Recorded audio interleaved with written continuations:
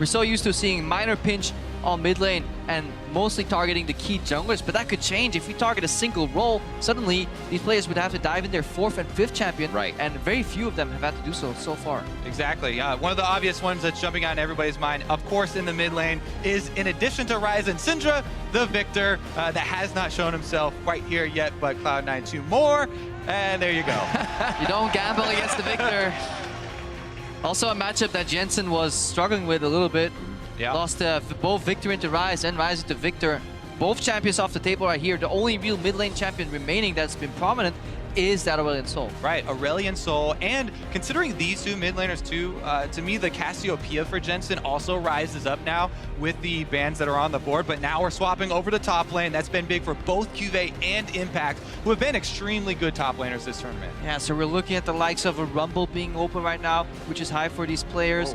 Nidalee is off the table. Elise is a primary pick here. Aurelion Sol's a pick we're looking at, so Olaf would be a surprise right here. Yeah, I mean, Olaf going to take it away from Meteos. Ambition was one of the junglers to pick that up. We'll see what they combo it with, because you definitely want some more speed. The Karma is available for them. Sivir is always an option, though very rarely used. And as I said, the Jhin, I think, very high in priority, maybe even early pick here for Cloud9. Could easily be a Karma Rumble here in first rotation too, you know, solidifying that early Rumble pick, always having pressure for Impact in the top lane. Neither of these junglers really visit top all too often, so that could definitely favor towards a priority on the Rumble. Seeing how many picks are actually contested between these teams really doesn't... It's a mind game of they're taking it away, plus getting the champion that they want. Already happened with the Olaf. The picks and bans are basically shared by both teams as well. You could have seen those bans from either side. And we'll see him throughout the rest of this best of 5. What will they go with? Will it just be kind of a sneaky pick, not showing too much? It is going to be that Caitlyn lock-in, and they do grab the Rumble. As we mentioned, also along with the Jhin, Caitlyn very strong with the extra range down there. We'll see if they combo that with one of those long-range poking supports as well, because we've seen the Zyra. Karma can also be flexed there, no hesitation. There's your extra speed for the Olaf. Yeah, no more flexing. But you do get that guaranteed, you know, it really just enables Olaf, because Olaf does fall off in mid and late game pretty heavily. Yeah. And the threat he needs comes from the teammates that you surround him with. I love this pick that Samsung did, though. Just instantly, Cloud9, what do you got? What are you thinking about? Yeah, right, they have to be prepared. They must have ran a million pick and ban scenarios in their preparation. I think that's really good research by Samsung, because that was one of the things that we mentioned as well. Jumping right to the front of your mind as you see the bans on the table is the Cassipeia for Jensen has been his go-to. He likes to be the backline, very high DPS AP from the late game. But historically, Aurelion Sol into Cassio has seemingly been a decent matchup. It's the matchup that Faker has at the worst stats in of his career almost, I feel. He's gone down in regional qualifiers, even during Worlds, so yeah, definitely something you could play. This actually, the Orianna pick was the expected answer into Cassio in the start of the tournament, but because there was not as high of a priority as expected, we very rarely saw Orianna come out. But it's a super doable matchup, and it's very easy to play for the Orianna. It's very hard to outplay if you're Cassipeia. Yeah. Mostly because the ball zones versus the attack. Right. Really do like that matchup, especially since when you pick Aurelion Sol, there is a bit more pressure to be proactive early, and if that's not your comfort zone, where Jensen has been a mid laner to dominate mid lane. He wants to play aggressively, push up in his lane, and try and harass under turret, and may not be, you know, as accustomed to the high roaming style and trying to get kills elsewhere. Well, that RekSai may be the available early blue for Jensen to keep up with Crown's pushing. We see the Jhin and the CoreJJ Ekko pick for CuVee coming in. Super likely that we're going to see that early blue buff handoff. Right now, Smoothie is looking for a pick, and combined with Meteos, that's pretty much the engage for C9. So they need to draft at least a combination of two champions that can start fights or at least facilitate those engages, because their mid games have been very slow, and that might be why they're still going for this Alistar despite having a range support against them. But that unit, that Caitlyn Alistar, is more than fine alone in the bot lane. Exactly. The Caitlyn Alistar is actually one of my favorite combos of ranged melee bottom lane, because you have the threat of comboing the Alistar all-in with a trap. That just provides so much setup for a jungler. Really a lot of pressure there. Definitely got a lot of pressure, and it allows the Caitlyn also to just use the range to kind of 1v2 the laning phase. Miners to stay from Alistar. Really good combination overall. Ignite is fight lane. Smoothie's got it locked in. Meteos could, again, we've seen him in previous games, come to that bottom lane, get the flashes blown, and at least give Sneaky and Smoothie a way to get through the lane quite easily. Also, I really like the RekSai passive pickup for Cloud9 because they have actually struggled a bit with the vision, especially towards the mid and late stages of the game where they start to fall off. RekSai is going to provide a lot of extra intel for them. We'll see what they're able to do, though. Game number 1, and everybody is getting amped up. Hard to believe we've already been through 2 weeks of games, and there's already more to come here. The coaches say good luck one last time to the teams and each other as we're about to be on the Rift. And I just want to say I love this venue. It's built for acoustics. We can really feel like when the fans are cheering, despite a lower number than we had in San Francisco, it is loud in here. I really love it when you can actually feel the audio. Oh yeah, it's heating up in here. We still have chills. Let us know who you are backing. Tweet at LOL Esports. Good start. With the hashtag SSG win or the hashtag C9 win. We'll tally the vote in game as usual. The crowd is ready at home in the Chicago Theater. Samsung Galaxy and Cloud9. Looking to keep their hopes alive here in Worlds 2016. We're about to be on the Rift. Yeah. And despite what the signs in the crowd were saying, they're actually running it down bot lane right now. You'll see it once we zoom out.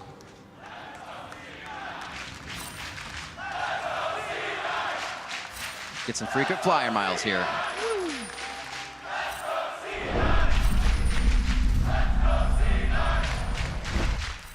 The crowd is behind him. It is home turf, and the game has begun.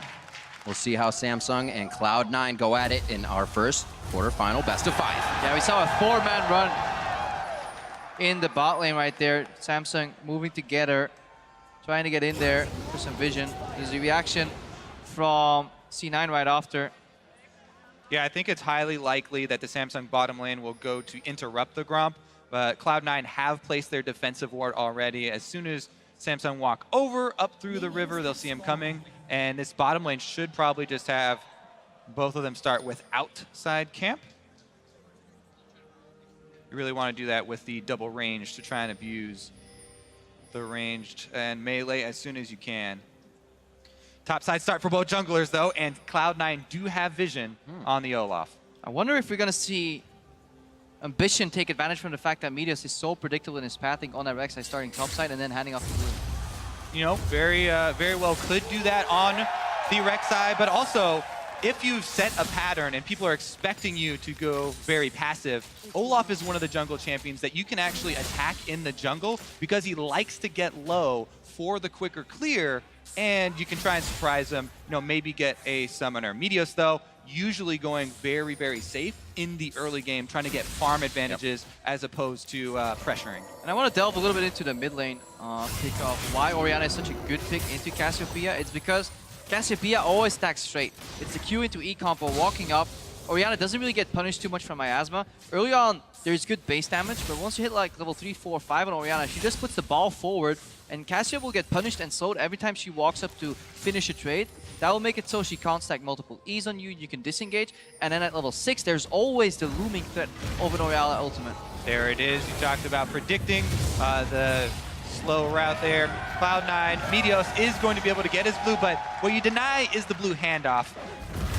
Definitely so, but he does get a super fast clear doing this path, and Ori as a champion is fine farming, a little bit pushed in early.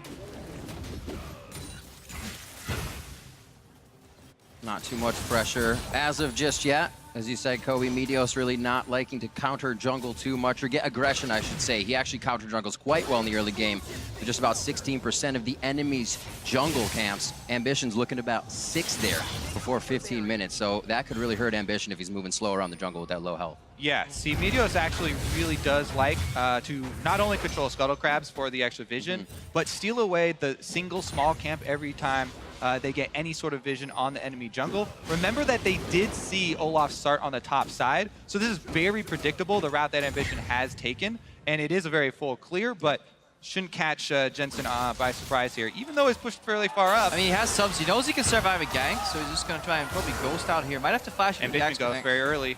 That was nice juke.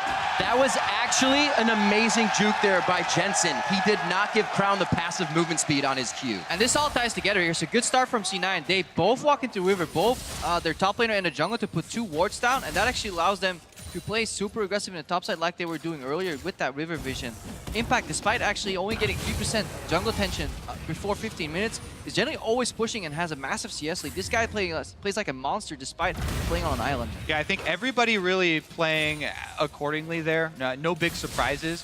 For Samsung, it actually didn't give up anything to go for that gank. No, yes, Ambition did trade Ghost, but his camps, remember, he started on the top side, so he's just going back to that top side.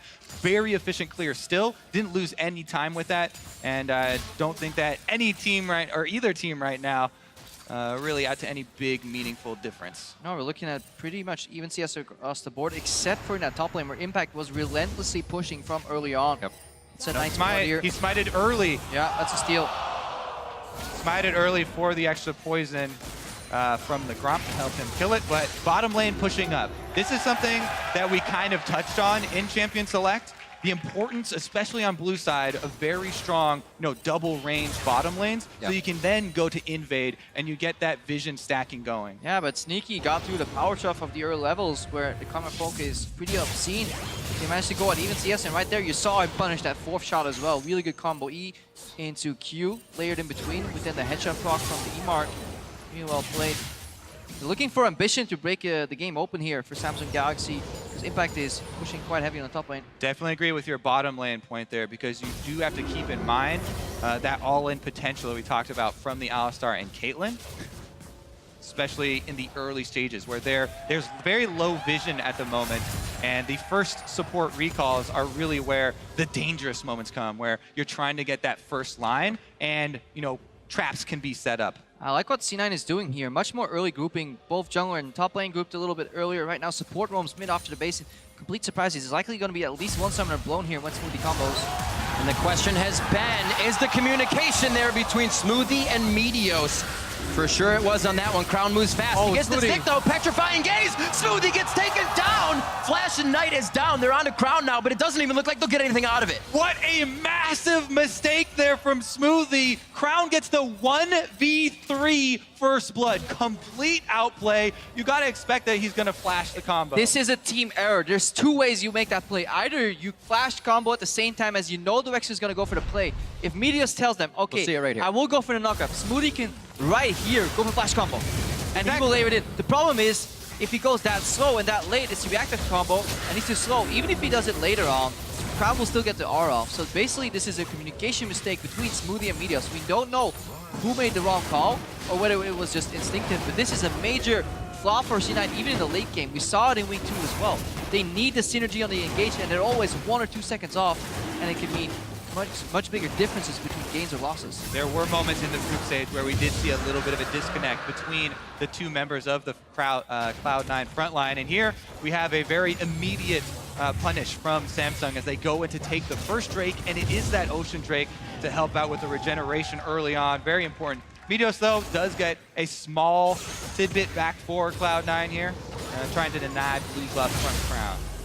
Still haven't seen any action from the top lane yet, and that also is to the team. It is Impact up by 19 CS at this point, so doing quite well. Looks like you could hit that penetration item mark quite quickly, and maybe Cloud9 will be able to work off of that. For now, though, it seems like that laning phase will stay, and that's only going to play in Galaxy's favor. Yeah, but we are looking at a summoner-less Cassipeia in the mid lane versus Orianna RekSai. Definitely gankables, especially if you know that Jensen has flash. Now, Sneaky getting low here. Remember, this curtain call available. CoreJJ 1v2. You were saying? Curtain has been called. It's also not a level 6 for Smoothie. Just another attack. Is it the Q? Oh, the deadly flourish almost taking him down, but they captivate the audience and stay alive. Woo. Touch and go there, and they do get the heal out of Sneaky, so Summoner Spell burn. A lot of pressure on bottom lane right now. Plus, look at the vision Samsung are placing right now. It's all around the Drake, around this bottom half of the map. This becomes very dangerous territory for Meteos as well now to try and protect his jungle. Yeah, and you can see it in the confidence of Ruler as well. Playing very confidently upwards, always going for that poke. Jensen is forced to move into the top left side of his lane, because if you look on the bottom right, there's 2 pink wards, basically robbing the river of any vision.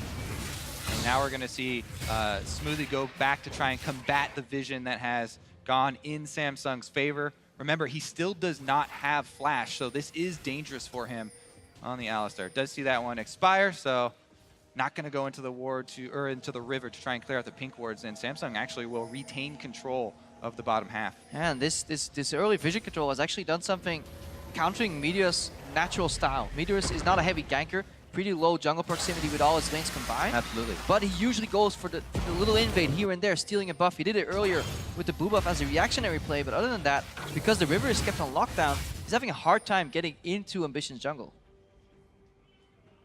The Ambition head back to his. All that ward vision on the bottom side lets them know where Smoothie is. No more engages on Crown. He can play a little more aggressive.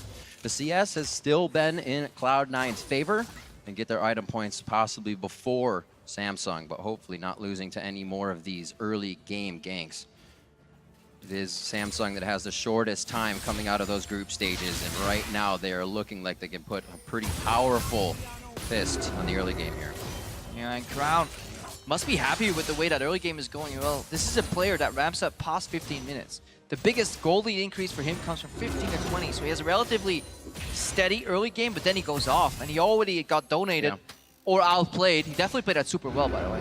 Yeah. First blood. I mean, we continue to point out a whole bunch of times where the enemies of Samsung, the opponents, make mistakes around the mid lane, and he continually punishes them. But over and over again, I mean, we saw it against RNG as well. Xiaohu, you know, flashing forward on the Malzahar to try and pick up a kill there. It always seems that Crown does not make these mistakes and comes up with the extra kills. Ambition down bottom lane, though.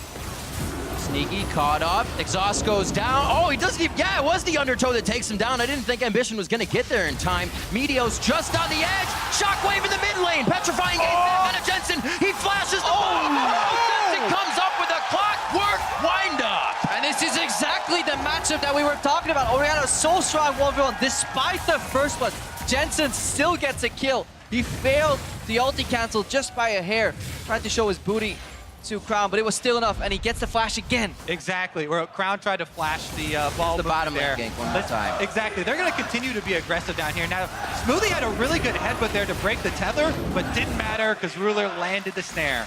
Yeah, but he broke the tether on the wrong target. Here, the zone from the ulti. Every time Crown wants to walk back and go into his QE pattern, he is under threat of getting ultied by Orianna. Despite the fancy flash, is just enough for Jensen to take him down. And that's exactly why they picked this matchup. Exactly. He's expecting Jensen to immediately go with the command attack, but Jensen holds it, waits for the flash, then is able to get him. Exactly, staying in range for those autos as well to build up. And he gets the best of Crown in the mid lane. But we gotta go back to the bot lane though. This was a mistake from C9, overextending with no vision. Smoothie using the knockback on the support. Yes, it breaks the tether, but why not knock away the AD carry, knock up the support, put a trap on him, and then have at least counter pressure in lane? These are the rash decisions that's putting C9 behind. Also, you have to wonder, why would they engage all of a sudden? That's because the jungler could be there. So C9 lacking the defensive mindset. A little bit of aggression, you know, after Sneaky what got out of the tether, then going for the couple autos. Yeah, there are a bunch of roads to try and travel down there, but let's get back to the game at hand because this is a very even game as far as the gold is concerned right now. Just very different focuses for the two teams. In the mid lane is Cloud9's point of power right now. Jensen not only with the kill, but also has that CS lead in the counter pick there. And bottom lane is where Samsung should continue to focus. And Meteos has flash available. So there is a world where they just put the ball on Meteos. He flashes in for a knockup with the tunnel. And Crown has a hard time walking up in the lane. Is that this world or is it a parallel universe, Krepo?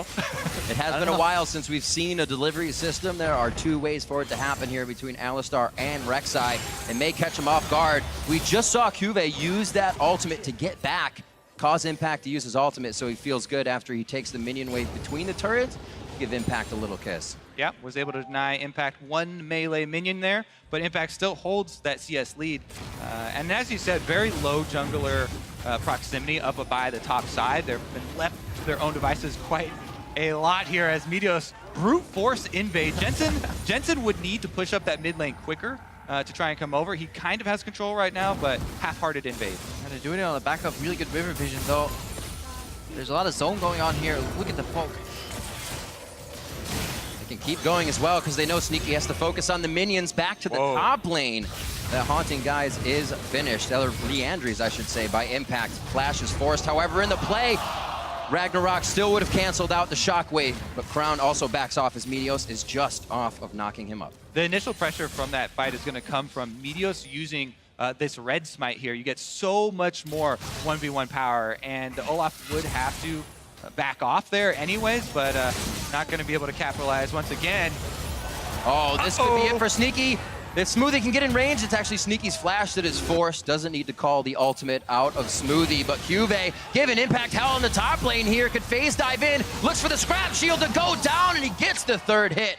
And Chrono breaks back to safety. Yeah, despite having an early CS deficit here, he's building super tanky here, fighting against the base damages from Impact as well. Impact going for a really big damage build, but he's left so squishy, so these couple stabs when he walks back to lane, I put him so low that he can actually get dove. Yeah, just a couple of smart moves there by CuVee. Each one stacks up. You know, get a little bit of chip damage here as he's coming back to lane, going for another trade under the turret. Now his ult is back available. He has the confidence to dive, and Impact nowhere to go. Also didn't have flash, so big outplay there from CuVee that took a long time in the making. Yeah, and honestly, this is C9 again putting so much emphasis on that bot lane and mid lane river in between, that vision that they're procuring, but Meteos hasn't gone a top lane a single time, and with a Rumble RekSai, you could easily put some pressure on CuVee here. Impact again forced to play on an island despite being the guy with the most solo kills in group stage. Been a lot since Impact was playing much stronger in the top lane that Meteos almost stays away from that lane. Set up, why not let him walk into the trap? They're just gonna go after him immediately. It looks like he may stay for the fight, enough to die. The heal from Ruler, and that's gonna keep him alive. Sneaky goes down, and Samsung changes this one and puts it right on top of its head. That's CuVee's teleport down, but he just got a kill in the top lane, so he's got some time to breathe outside the lane. Once again, another setup from Cloud9 that backfires here as they're not able to burn through the Karma, through all of the shields, even with the brush advantage with 2 versus 1 and Ignite used.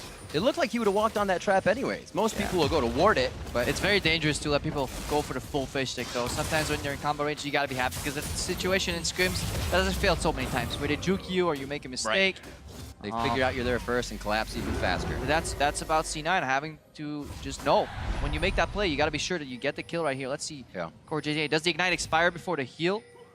Combo here is Sneaky in exhaust range. That's the biggest thing. Yeah, that's the problem right there. Max exhaust range for CoreJJ. I think Caitlyn can actually outrange in that situation.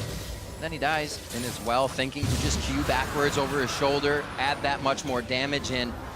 Playing very solid from the bot lane, and things are going to get much harder for Cloud9 with 2 dragons down in favor of Samsung Galaxy, an ocean and a mountain. Yeah, Cloud9 are attempting to be proactive here, but this is the second time where they set up a play off of the Alistar, they get punished, and then it turns into a Drake as well. And Samsung now actually with a substantial lead in this game. Cloud9 kind of have to go for a wombo combo team fight now with RekSai Flash, Unburrow, and Orianna Shockwave with the Rumble Ultimate on top of it. Yeah, this is the phase of the game from 15 to 20 minutes where there's such a stark contrast between these teams. Galaxy always ramps it up, somehow gets an extra kill, an extra pick off because we're leaving the mold of the laning phase. And C9, they actually struggle. Their gold advantage dips on average after 15 minutes towards the 20-minute mark because they're just struggling to find the right play and execute it. And then the super small sample size we've seen when Samsung does have the leads, it's 100% once they get these in the mid to late game. Impact still able to deliver a little bit of damage here, but CuVee with that kill still makes him think twice about fully going in for the fight. Sneaky now to the mid lane. As you said, Kobe, Cloud9 is trying to be proactive, and now they're moving the pressure around. Yes, their turret is down. They're in a very rough position because their first turret went down without any sort of answer here from Cloud9. So they've lost so much territory on the map. It forces their AD carry and their mid lane AP carry to also fight for farm. And this is one of the most difficult things for teams as they struggle through the mid game. You kind of have to wait for Ruler to deliver all these minions up to a safe spot. Meteos gets hit here. He should just be able to tunnel out of this one. Not much help. There we can see Jensen giving him, already shielded him out and then move the ball, but now they know they can keep going. Mid pressure is going to be theirs, and Cloud9 is getting suffocated in every lane. Sneaky goes down on the bot side. Yeah, it all started with pushing bot and top lane, but it was Jensen in the mid lane that could hold his own, keep Crown back. But due to a couple of mistakes here, Crown is getting strong enough with the added pressure from Ambition to really spearhead the mid lane pressure, and suddenly C9 find themselves pushed in all 3 lanes. Exactly. No pressure left at all for Cloud9, and they're going to have to go into defensive mode, use defensive vision at the moment, whereas Samsung can pick any point of power right now. Man, Ruler with the Jhin hits every single ultimate shot. Literally just killed him with the ultimate only. Yeah, really good use of the cadence there. Sneaky did not get the 90 caliber net out of the bullets and got hit by every single one. And that prowess on the champion is why we rated the Jhin pick so high between these two teams. Samsung really using it effectively. And Cloud9, the underdogs, trying to make a comeback. But again, it all stems back to the early game. Yep. It is Samsung Galaxy correctly capitalizing on some of the windows of opportunity left open by C9. If this is an even game, that doesn't work. But Samsung so good at snowballing minor advantages. They're considered a very slow team, even in the LCK. They could always close games, but they didn't have the strong enough early game to really break it open. That's why they were struggling against top teams. They never beat the likes of ROX, SKT later on in the season. They only beat them in opening week. They had 2 games, I think, where they beat the ROX Tiger. After that, they only beat teams below them, but consistently so. Here we go though, Cloud9 again. Flash in from Smoothie, Ruler's the focus, which means he can get the Mantra Shield from CoreJJ. They should both be able to walk out of this, and it's hard to choose a target in the bot lane with all the speed. Impact's gonna go down to another solo kill from CuVee, and now it's the bot lane. Ambition thinking, should we go? Asking the team. It looks like they've turned the trigger on for this one. CuVee teleports to the bot lane, Jensen gets melted. Smoothie's gonna be the next target in the eyes of Samsung Galaxy, and can they bring the universe down on Meteos' head? Yes, they can. 10-1, 20 minutes in, and an 8K gold lead to Samsung Galaxy. CuVee has been having some fantastic teleports. Not only does he solo kill Impact in the top lane, he TPs down, shuts off the escape route after an initially fumbled play from C9. That trap should have been better. Yeah, I mean, Samsung right now are winning the entire map. There's really no openings. Cloud9 tried to make another proactive play, but oh, it was as Impact was teleporting there as well. And CuVee comes up with the solo. Yeah, solo kill, Impact trying to join this fight. It all went wrong because that trap on the left side of your screen right there was supposed to combo. It was supposed to be Alistar combo into the trap, but it was placed ever so slightly, a bit too much to the right. So when Meteos joined in for the knockup, they let the Jhin escape. Ruler got away, and then he had back-end damage in that fight, which means a complete ace whitewash for Galaxy. Looks pretty busy over at that Baron site. 21.5 minutes in. It is going to be the ward. Smoothie may not be able to do much. Meteos is just too far away. And Smoothie may go down on this one. Another hit comes in. Impact goes down. And I wonder what this does the bot lane. To the mentality of C9. They made a couple of good setups, but they fumbled the execution. That led to vision loss, more pickoffs, and as they desperately tried to claw their way into the fight, they ran into such a consistent Samsung Galaxy here, always punishing every single window of opportunity. Yeah, this is a very important opening game here for Samsung, as they've really been able to establish dominance all over the map. And Cloud9 really are going to have to reset after this game and not get too down about this one because, man, just left, right, and center, Samsung picking up victories. And coming into this game, CuVee and Impact had 6 solo kills apiece for top lane. It's the highest at Worlds, and CuVee has just skyrocketed that record. That's the nature of the matchup. If you fall behind in the Ekko Rumble matchup, he will hunt you down. CuVee had a Magi Soul Stealer up to a couple of stacks. He sold it right now. Just stole him. He had a couple of stacks of that. He's like, nope, I die once, not worth it anymore. Selling it for Spirit of Visage. Just going for consistency here. No fooling around. Yeah. Samsung Galaxy said it. Once they got the quarters, they need to get to semifinals.